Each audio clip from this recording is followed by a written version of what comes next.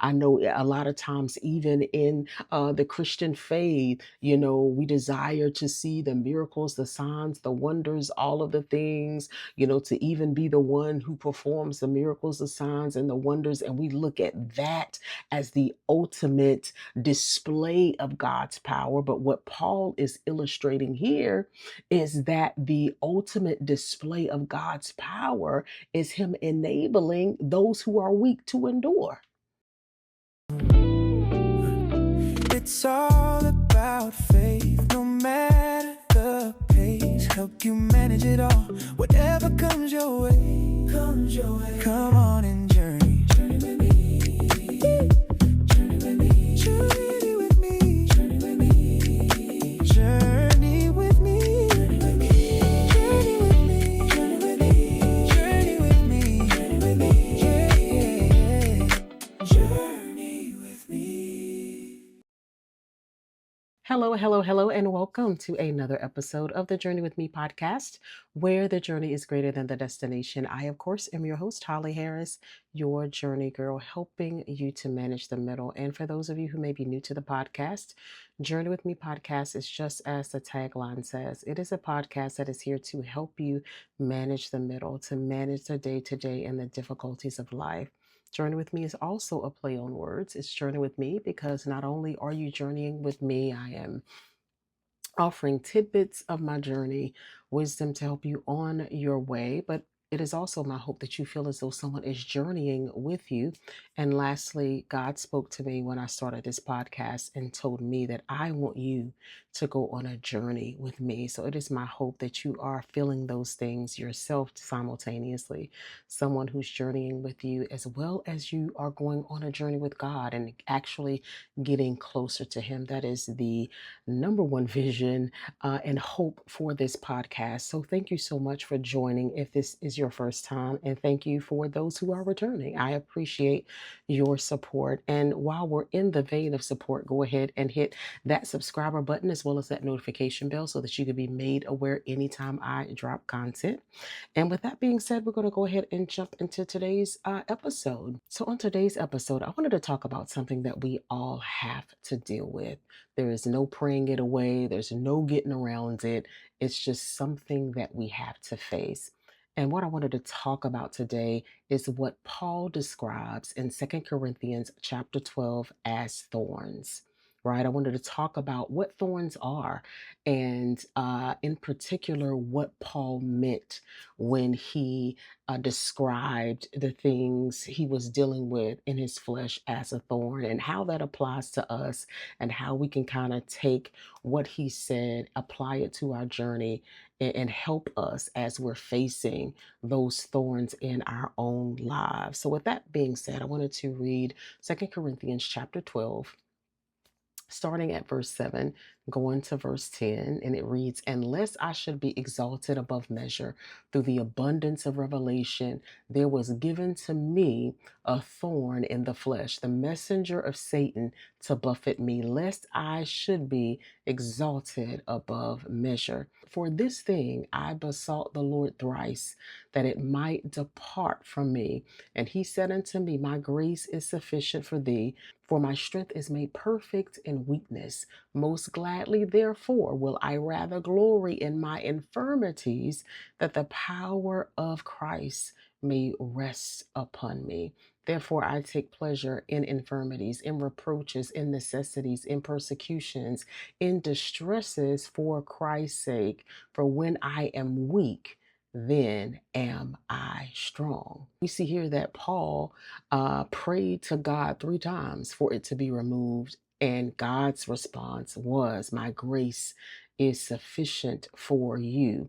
And so going back to verse number 7, right, it says, For lest I should be exalted above measure through the abundance of revelation, there was given to me a thorn in the flesh, the messenger of Satan to buffet me, lest I should be exalted above measure. That word buffet in the Strong's definition comes from a Greek word that means to rap with the fist. Right? It also means to chastise, to reserve for affliction, to punish. So basically, he is saying that this thorn is a form of chastisement. Many debate what Paul's thorn was, right? I've heard in past times some people think that it was some sin, some secret sin that Paul had. But if you go down to verse 10, it says, for Christ's sake. So we know that it couldn't have been a secret sin because he is speaking of things that he's gone through for Christ's sake. But when I was reading the commentary, they insinuated that it could have been continuing persecution that Paul was facing, because of course, we know that prior to his conversion, he persecuted Christians. So I'm pretty sure that those same people he was persecuting in his past came back to haunt him. Like the seeds that he sowed were coming back up in a sense, and he was facing persecution not only because of his past, but also because he was walking in the will of the Lord. And so it mentioned that messenger of Satan may or may not have been him specifically talking about Satan or the devil himself, but that it was an insult directed towards his opponents, directed towards those who were insulting him or bringing persecution to him, right? And so it brought to mind for me when I see messenger of Satan, literally our thorns do speak to us, right? I mean, have you ever been, things are going well, but then you are confronted with a thorn, and then there is a message that is sent to you through that situation that causes you to fear, that causes you to doubt, that causes you not to trust the word of God. So, literally, in fact, that thorn does become a messenger, sending a message to you that, hey, this is not good, or you should fear this, or you're not this, or you're not that. Literally, our thorns do begin to speak to us, right? So when I look at the Strong's definition for a thorn, it comes from a Greek word as well that means a point or a prickle. Figuratively, a boldly annoyance or disability, a thorn, right? And so when we take a look at what a thorn represents, right? Paul in the text in verse 10 lists what thorns actually are, what are classified as thorns, right? He says, he will take pleasure in infirmities, in reproaches, in necessities, in persecutions, and in distresses. For these are, in fact, the thorns that he is referencing when he says, there is a thorn in my flesh, right? So when we take a look at verse 10, we begin to break down what the thorns are. First, he mentions infirmities, and the Strong's definition for that comes from a Greek word that means feebleness of mind or body, right? Morally, frailty, disease, infirmity, sickness, weakness. So it could be a moral sickness, or it could be a physical sickness or disease, right? So infirmities are looked at as thorns, right? Then there are reproaches. So reproaches are, in the Strong's definition, also a Greek word, means insolence, as overbearing, insult, injury, harm, hurt, or reproach, right? And so insolence is defined as rude or disrespectful behavior. So anytime we are hit with rude, harmful, disrespectful behavior on behalf of Christ, when we are walking according to his will for his sake. So Paul, he prefaces it to say that this is just not a day-to-day annoyance that you may come across, but this is when you are facing something for the sake of Christ, right? So he says here, it's a rude, it's disrespectful behavior, it's insults, right? That are directed towards you when you are doing what the Lord has called you to do, right? So then it says necessities.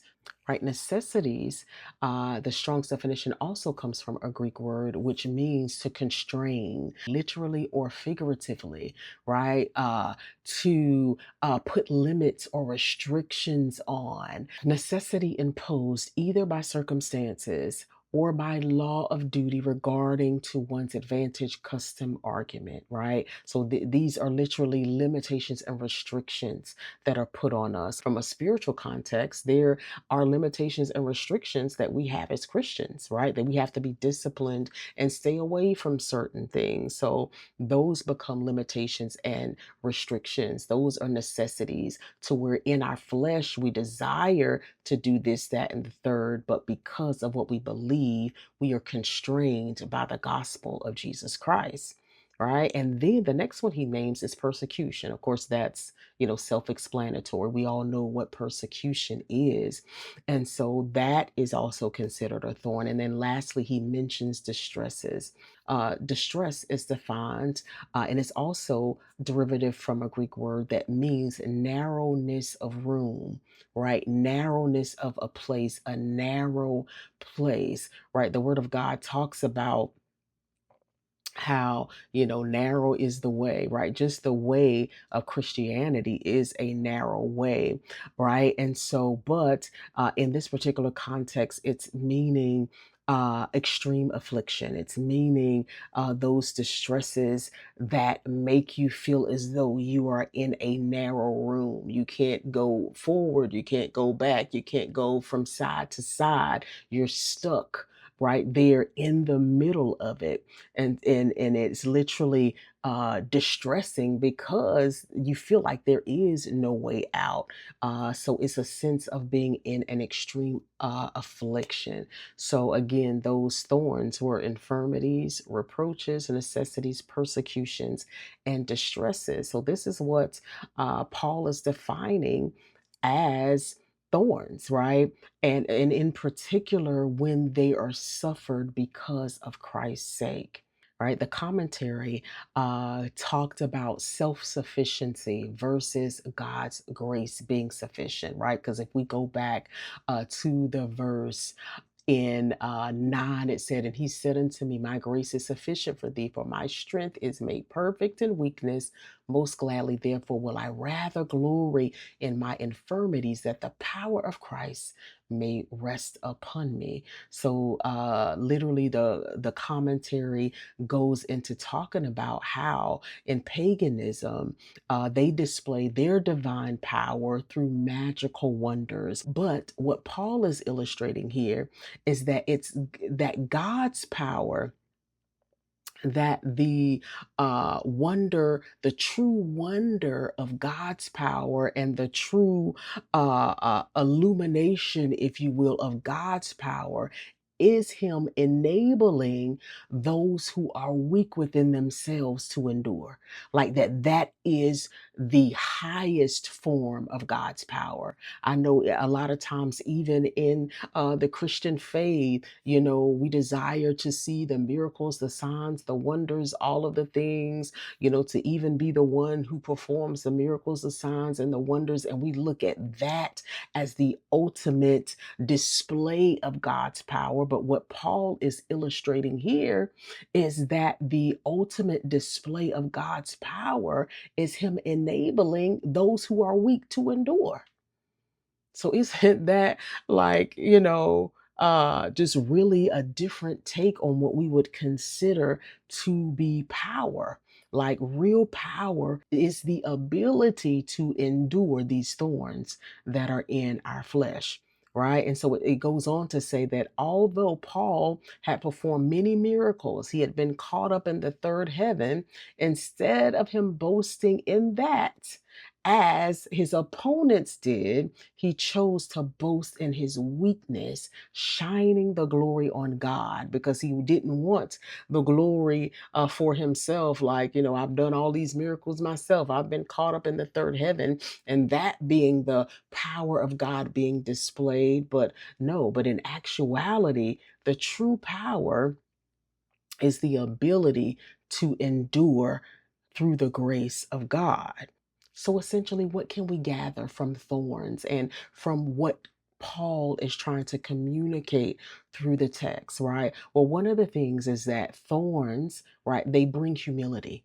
right? It talks about in the text, Paul saying, lest I be exalted above measure, above my station, above my ability to comprehend, above my character, even. Right? Lest I be exalted above what I'm able to handle.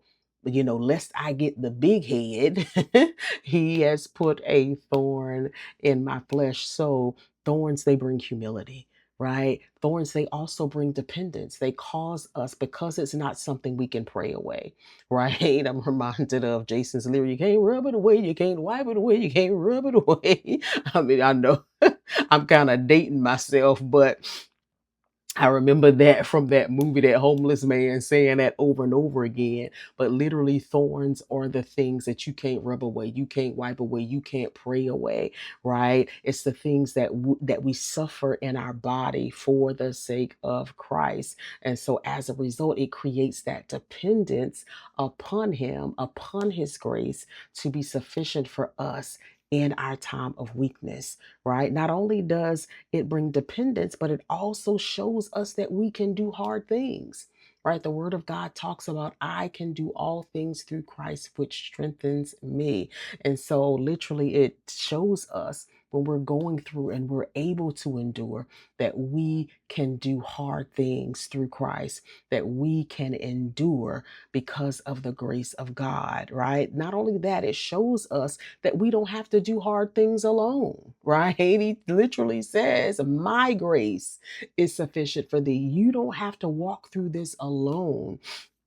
Although you experience the infirmities, the reproaches, the necessities, the persecutions, the distresses, all of the things, you don't have to do it by yourself.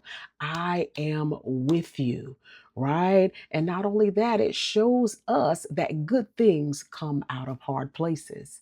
Right? The glory of God is revealed when we rely upon His grace and not our own strength, right? God is there to help us manage these thorns. We need the grace of God to help us manage these thorns. But in the midst of us going through these thorns, these prickly places, these places that we just want to escape, God's grace reveals a greater us, reveals His goodness through us, reveals His greatness through us, because He gives us the ability to endure. So, literally, good things come out of hard places, right? The Word of God says, I reckon that the sufferings of this present time are not worthy to be compared to the glory that shall be revealed in us, right?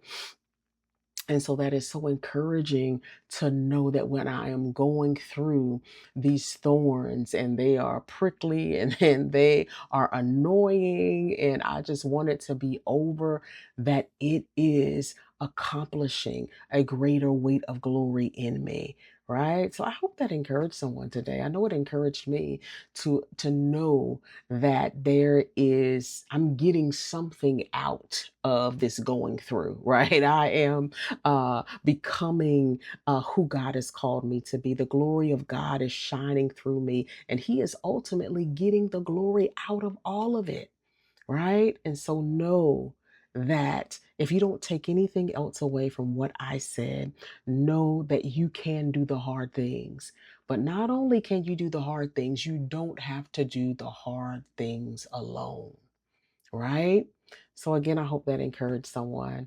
God bless you. Thank you for hanging out with me today. If you don't mind hitting that subscriber button, as well as that notification bell, so that you can be made aware anytime I drop content. You can also follow me on social media at Journey with Me Podcast on Facebook, or at Journey with Me Pod on Instagram. You can also follow me personally. I'll have all of that information in the show notes. I think that is it. Thank you for hanging out with me. God bless you. And until next time, peace.